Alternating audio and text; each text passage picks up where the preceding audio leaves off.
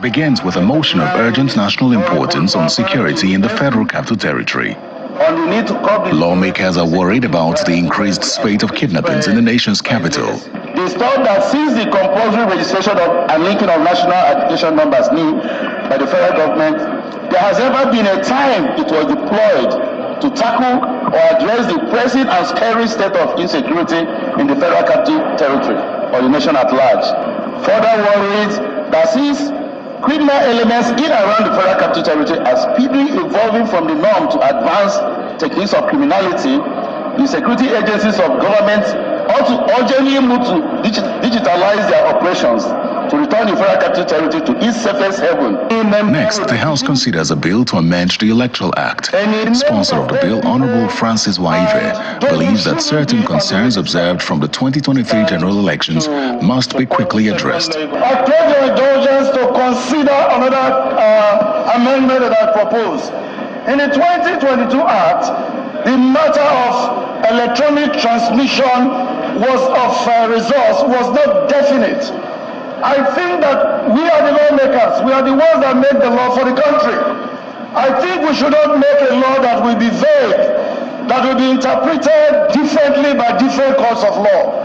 In the meantime, the delay in the issuance of national identity cards has caught the attention of lawmakers, prompting an investigation. What is that the commission headquarters and its state counterpart have been found to be ineffective in delivering the national assignment to the people, particularly in releasing the national identity card due to the government neglect of operational activities and directive for the benefit of all Nigerians. Similarly, an investigation is to be carried out by the House Committee on National Agency for Food and Drugs Administration and Control, following the ban by the agency on the production of alcoholic beverages in sachets and small bottles in the country. The Green Chamber is worried that the ban could lead to job losses in the country. Terry Ikumi, Channels Television News. All right, so let's get right to it. We've got Honorable Francis Waive here with us. He is the sponsor of that bill, which is going to be debated. At least it actually started. Yeah, anyway, so they'll continue with that. Good morning. Thank you for coming on today. Good morning. Thank you for having me. Yeah, so we had some of the highlights. So just take us through it now. So we've seen some of what you have highlighted, you read on the floor there, but just give us a background to why you think it's about time for this one and what you seek to achieve with this. Yeah, we've just come out of the litigations and the by-elections that came forth had been concluded. And one has been listening to constituents and people across the country express their opinion on the implementation of the 2022 Electoral Act. And being an active participant, somebody who went through the process, particularly, I was in the 9th Assembly. I know the intent when we drafted the 2022 Electoral Act. And then going through the implementation, I could see the difference, the defects, so to speak, that was in the law.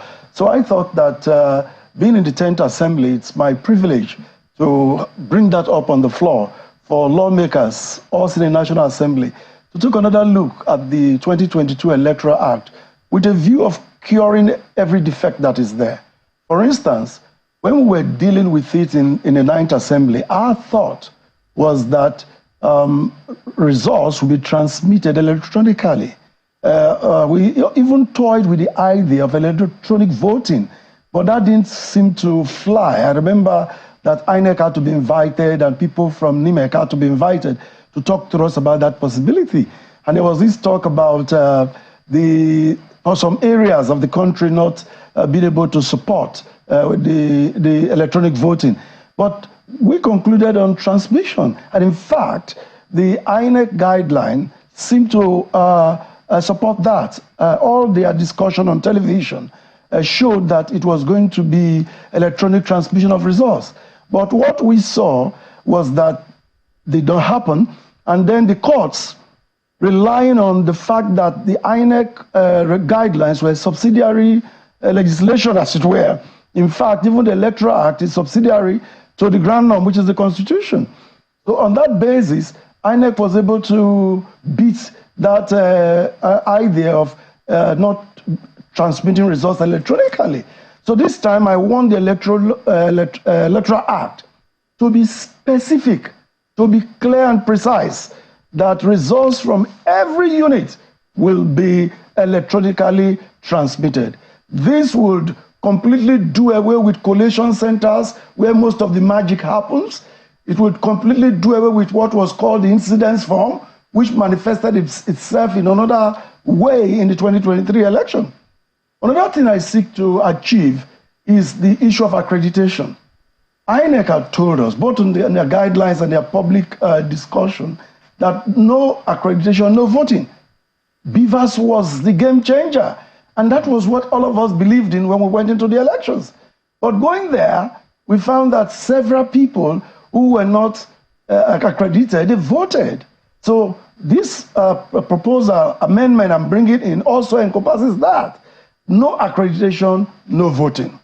Now, the import of that is that you can't beat the BVAS or whatever electronic means. So the law now should state clearly that accreditation will be by electronic means, clearly, not by any other means determined by INEC, but by electronic means. Let it be specific, so that at the end of the 2027 election, so to speak, one tribunal in Jos will not give a different interpretation to the law, and another tribunal in Lagos will give a different interpretation to the law. So when you say electronic means, what specifically do you want to happen? Well, what happened where they put these things on IREV? Results assigned by all the party agents were snapped. I mean accreditation. Accreditation. Yeah, you want it to be by electronic means. By BVAS, that's what I mean. And if you look at what happened in 2022, most of the votes recorded didn't go through BVAS accreditation. 2022 or 2023? The election was in 2023, but the law is a 2022 law. That is a challenge. That BVAS accreditation should become a matter of law, not the option of INEC or the courts. So what about the reasons they gave for inability to be accredited with the BVAS? How are you factoring that in? You know, you can always give an excuse to do whatever you want to do. We all went through this election. There are 904 polling units in my constituency. Some of them were in the riverine areas, the rural areas. But all my agents were able to snap the results and look for the nearest place where there's network. And they forwarded to me. So I had all my 904 units near that on my phone. If that can happen within my own network, why can't INEC do that? We'll come to bit by bit. And that is what the law intended, and that's what it should be. But in addition to that, are you also considering, because since you talked about accreditation electronically, ensuring that they transmit results electronically, as they stated in their guidelines, but not with the Electoral Act, are you also considering, because there's a question mark now on the voter cards, we're spending a lot of money on elections. Next year, we might spend more, for the next cycle of elections. You're right. And we'll have to have better results every time we spend more money. Yeah. Which doesn't necessarily mean that's the case. So, today, several agencies and institutions tell you, to do anything now, you have to come with your name. So, why can't we vote with a name? Let the name replace the voter cards. So we'll stop spending money like that. I completely agree with you. In fact, during the public hearing, you know, my bill, my amendment bill to the Electoral Act has been referred to the Committee on INEC and Electoral Matters. So they're going to do a public hearing, and I believe that these kind of ideas will come in. And that will support one of the amendments I'm bringing in. Many of the names on the voters register are ghost names, man. Many of them are dead. Look at it, go through your unit and just look through. You see a dead relation on that list. Although during revalidation every year, every electoral year, you are told to go and point those out. You know, but are you going to point somebody's brothers out? You're going to get into trouble. What I have proposed now is that every 10 years, there should be fresh registration of voters. Fresh registration, so that we have a brand new register. It will also solve this problem where we say only 20% thereabout of registered voters turned out. You know, I know there's voter apathy. But the truth here is that that register contains some names that should not be there. So if there's registration every 10 years, you will find that problem solved. I know that some children would get to voting age in every electoral cycle, of course. There will be that room for registration and re-registration as an ongoing process before, every election. But every 10 years, as a matter of law, the previous register must be declared useless, null and void. And a new register, and talking about cost. Yeah. I believe that if all the 5 elections, the presidency, the Senate, the rep, the governor, and the State of Assembly, if all of them are held on the same day, we save 50% of the costs we go through in a general election. It's interesting. Because if you can do 3 elections in a day, what stops you adding is just only the other 2 ballot papers. But some people disagree with you. I mean, when they look at what is happening, when they saw what happened with the by-elections, and the fact that, it was just strictly, the elections of members of the National Assembly, some of the results were very different. They say that there is usually a follow-on effect when you're doing a presidential elections with National Assembly elections. You find out that most people don't even know who their National Assembly representatives are, or those who are angling for that position, and they simply thumbprint whatever party they thumbprinted for the presidential for the National Assembly. So when you suggest that we put everything together, some people already even say, let us even put them apart. Let the National Assembly elections hold on a separate day so we actually know who the real representatives of the people are. Yeah, it's the beauty of democracy. Everybody would have their say. But from my experience, if we do all in one day, we cut the cost 50%, number one. And then number 2, the bandwagon effect is gone. I know what you're talking about because, for instance, in my constituency, there's a particular party that nobody knew who their candidate was. But because there was this popular presidential candidate, everybody was just voting the 3.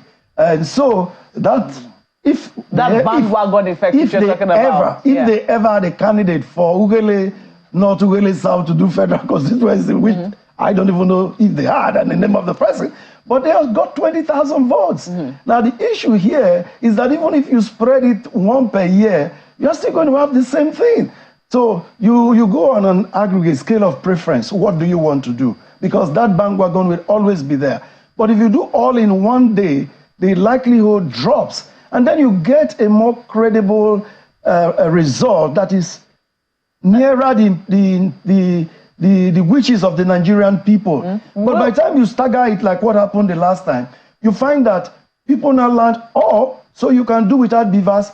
Boy, I'm going to make sure I win by all means in the state and elections that are coming up. Tell us about that doing without beavers, because that wasn't exactly what we saw in the presidential elections. Where did that come in? Because you were talking about incidents form rearing their heads. Where did that come from? Well, the incidents form all over the country was there, although it was not physically filled. But if you check all the results that are being displayed for the 2023 elections, take each result for each constituency, whether the presidential or the Senate or the House of Rep or the governorship, you will find that you take how many are on IREV and how many were declared. You see the world of difference. So incidence form has come in without being called incidence form. And that is what I'm trying to cure by saying that no accreditation. If Beavers does not accredit you, you have no business voting. So you are reaching that conclusion from the results? Yes. Are you also seeking to scrap collation centers? Because you are talking about electronic transmission. You must still have collation centers at different levels, shouldn't you? No, collation centers become... rigging centers. No, they are already rigging centers. But if you have electronic transmission of results, collation centers will become... transmission of results to where? Is it going to be national? To the INEC headquarters? No, it's the portal. Okay. The IREV, you post it there. So when I go to the INEC portal, for instance, to IREV, I don't look for a constituency in Sokoto or Lagos. I go to Delta and I look for my Ugele North, Ugele South and Udu, and I go there and look for Udu, so-and-so constituency unit in Udu, Ugele, so-and-so unit in Ugele, so-and-so unit in Otu Jeremy. I pick out those ones that are mine and I'm able to total it. Even a constituent that doesn't live here, that is in England or America or South Africa, can go to that point and then be able to determine right where he is the winner of the results. Sadly, of the elections. They're not the people that are going to be, I mean, it's not me or you that will be declaring, you know, whoever it is that has won an election. Yes, it's INEC. It's still INEC. But it must be based on the results. You must have a collation center where these things are done, and they must be at separate levels, which was what INEC had said, that, you know, oh, it's still going to be transmitted manually, but that we will have an electronic backup. And that if, you know, anything should go on with what we're getting, there was a discrepancy, they would go with what was there electronically. But that didn't happen. They didn't go with what was there electronically. In fact, did we even know whether there was anything there? that was the problem. But the point I'm trying to, because when you say we'll do away with collation centers, isn't that a little misleading? No, when I say we'll do away with them, the way they are right now, collation centers are presently the place where figures are juggled, where 100 becomes 1,000. You just add a zero at the end. This time, collation centers will simply be where you do the arithmetic. You look at all the units in that word and you total, which will be the same figure you will get for where you do it from anywhere. You total it and then you write the word results. Then that again, you transmit electronically until you don't get to the constituency level. So it should give you the same result as you go on. But what has happened now is that at the unit level, what you get as result, if you total it, is different from what you get as result at the ward level. Then when you get to the constituency level, what you get as result is different, because at each collation point, zeros have been added at the end. But what I'm advocating for is that the collation centers should just be mere arithmetic centers, where unit 1 plus unit 2 plus unit 3 will equal the same thing, whether you are doing it at the collation center or in the private residence of anybody, any citizen. That's what I'm advocating. Otherwise, let me just read that collation taking place. This, I think that what you're speaking to is the Fourth Amendment is section 60, subsection 5 of the Principal Act. And you say is to provide as follows with the proposed amendment underlined. 5. The presiding officer shall transfer and or transmit the results, including total number of accredited voters and the results of the ballot electronically. Now I see there's underlining transmit and then also underlining electronically. Why? Because that was not as definite as I'm proposing it now in the 2022 Electoral Act. So it was left at INEC's discretion. Now I don't want it to be at INEC's discretion. It should be a matter of law. In addition to that, INEC must abide by. I've heard several people also propose we shouldn't just limit it to just transmitting. It should be encrypted transmission. When you encrypt that transmission, it's difficult for somebody along the line to hack and manipulate those things. So when it's going there, even if they have several servers that can duplicate those results, you know that what you're getting is an encrypted format, and it must be so spelled out. Do you agree with that? Yeah, what you're saying is a technological safeguard. There's nothing wrong with that, but you see, that will agree with whatever the candidate has gotten from his agents in the various units. Because they say that. So, but the INEC one must be encrypted in such a way they're saying that is the authentic one. I agree with that. If you limit it with just transmitting, it could defeat the purpose of you transmitting if they can manipulate what is being transmitted, which is not, that's why you want to correct this. So that what they're transmitting is the result that is authentic from the polling units. Yeah, what you're saying, there are two sides to this. The first is that at a public hearing, this will be one of the things we'll want to bring in before we come up with the clean copy of the amended act. But that notwithstanding, that fine copy that is on the INEC side must also agree with what each of the units have produced, whether those ones were encrypted or not. So that's what I'm trying to say, but I agree with what you have suggested. How have your colleagues received this? Because I know that everybody, we know that an amendment was going to come, or we knew that an amendment was going to come, but we didn't think it was going to come this early. So first, how has this been received amongst your colleagues? Well, on the floor that day, you can see what happened. Massive support and ovation. In fact, I had to greet my colleagues for their support. Of course, you know, you do your lobby before you push for any legislation in Parliament. But that notwithstanding, right now, more of my colleagues are coming up with ideas like you are coming up with, to come up with further amendments to the Act, the Electoral Act 2022. So expect in the next few weeks. I'm chairman, House Committee on Rules and Business, so all this must come to my table. So I'm already seeing members, honorable members, coming with further amendments. And I'm seeing a situation where we're going to get like 10, 20, and all of these will be collated together before the public hearing, so that all of these ideas will be presented at the public hearing. And in fact, at the public hearing, INEC will be there. Every civil society stakeholders generally will be invited. So it will be open in the media. So you'll be able to come up with your own opinion of what you think we should do to get a more credible electoral system that would bring a result that will be near the wishes of the people. Our elections must be free and fair and seen to be such. That is my goal. I know that you just clarified that you're the chairman House Committee on Rules and Business. I know that there is a whole committee on electoral matters as well. Right. I'm a little curious as to whether or not the National Assembly thinks, especially the House of Representatives, thinks that it's going to be worth their while to investigate perhaps what went wrong in the last elections.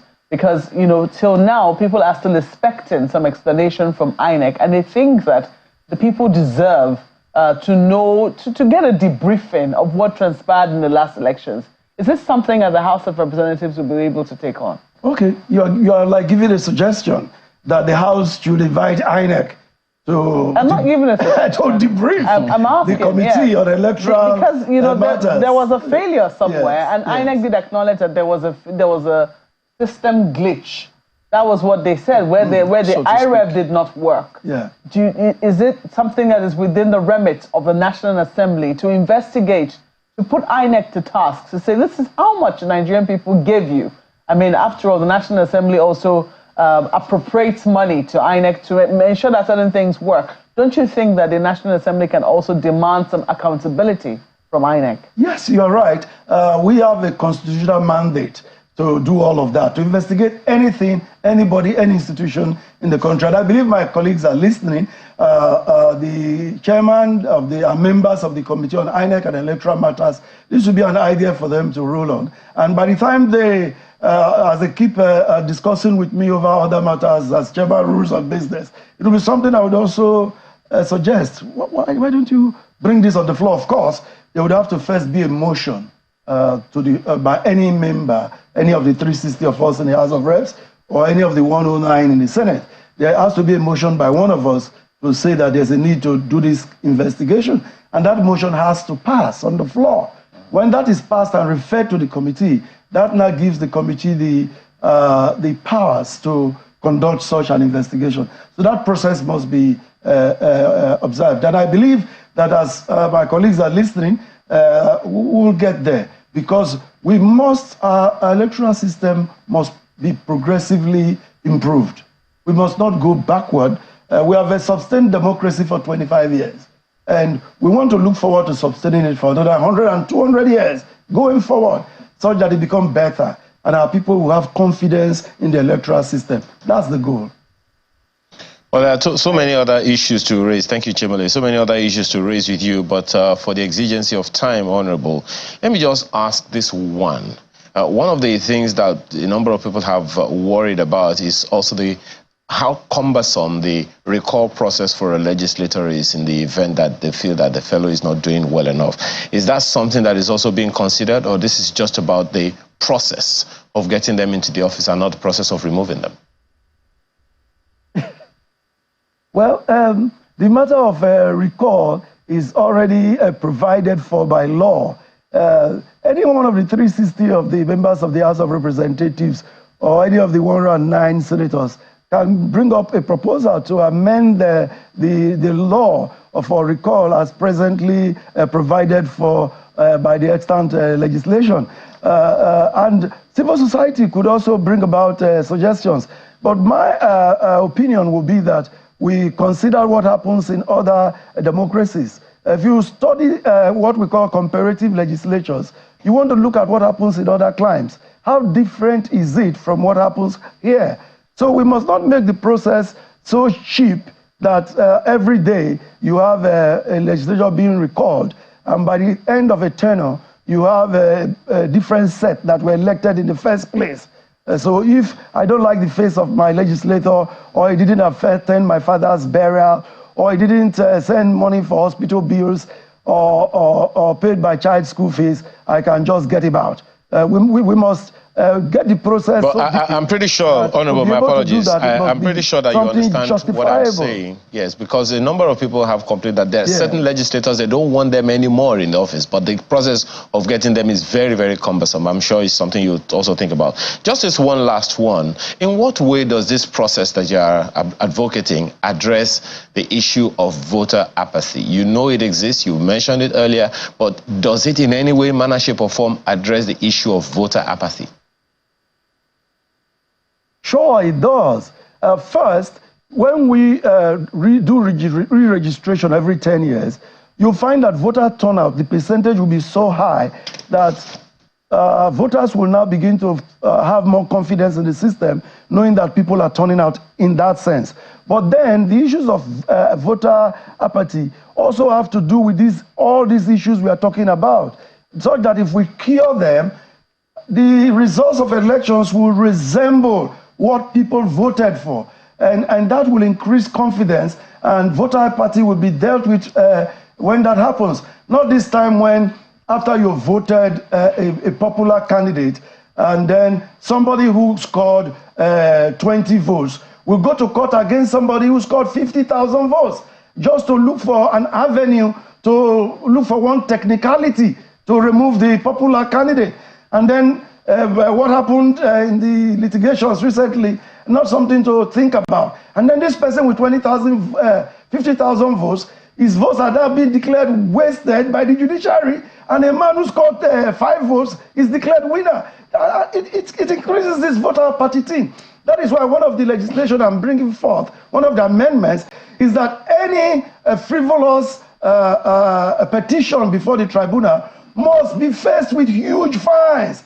And those fines in millions of naira should go to the winner, not to the coffers of government. So that next time, if you score 100 votes and you are trying to go to court against somebody who has 50,000 votes, you get ready about 100 million naira to pay for frivolous litigations. So all that will help the issue of voter apathy, where people feel, well, my vote will not count at the end of the day. The judges will decide at the end of the day. That will help to solve the problem. Honorable Francis Waive, Chairman House Committee on Rules and Business, and also the sponsor of this bill. Thank you for coming on. And it's a matter that we like to also keep tabs on. And hope that it comes to fruition as early as possible. Oh, sure. That's why I began this early. If you notice, that bill is marked 37. Yeah. So I put it in July for first reading, and I waited for the electoral process and the litigation and the rerun to get over before I did the second reading. And I'm grateful to my colleagues that it passed second reading. Thank you for coming on, and all the best to you. Thank you. My pleasure. I appreciate it. We're back in a moment. Stay on with us.